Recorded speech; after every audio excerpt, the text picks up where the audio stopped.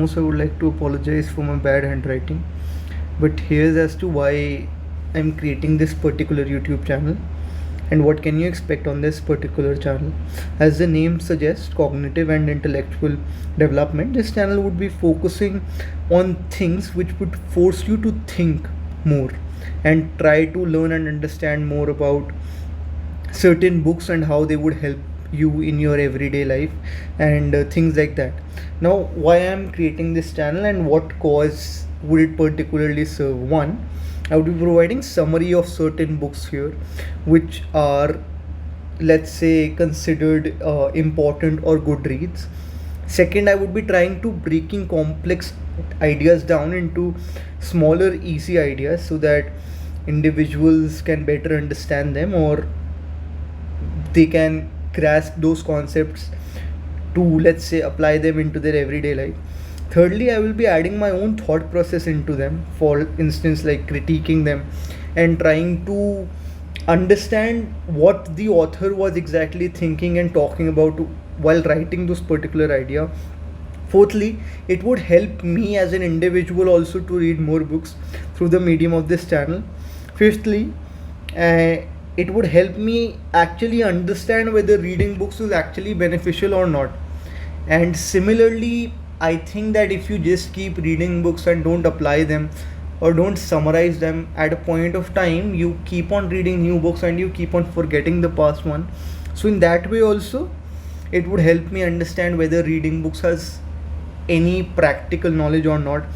And sixthly, I feel that if we talk about the market demand, we have this whole notion that reading books is beneficial, but the concrete benefit is something that hasn't been properly established in a cause effect relationship.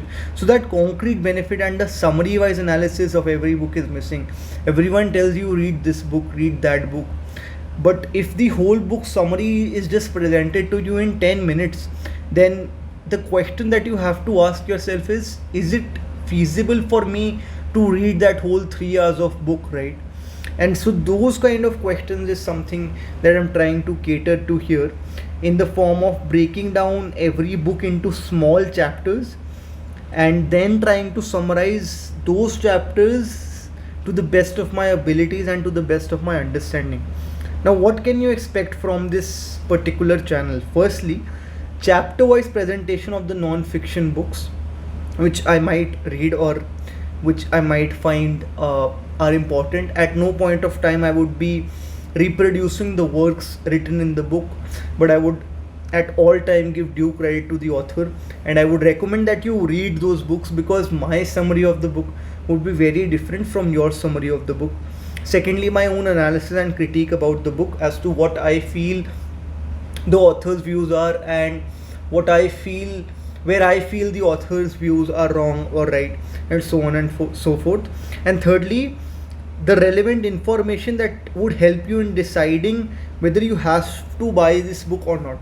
At any point of time, even if let's say that book is summarized for you, I think that if you find certain things that are interesting in this book, in a particular book, you should go ahead and read that book. The reason being very simple: when you read a book on your own, the kind of understanding that you have of that book is very different. I might read a sentence and conclude different things from what you read a book and conclude, and your understanding and your summary would be very different from mine. So if you think that that book has something to offer to you, I think you should definitely buy that book and read it on your own despite someone providing you summary or any other thing. Thank you.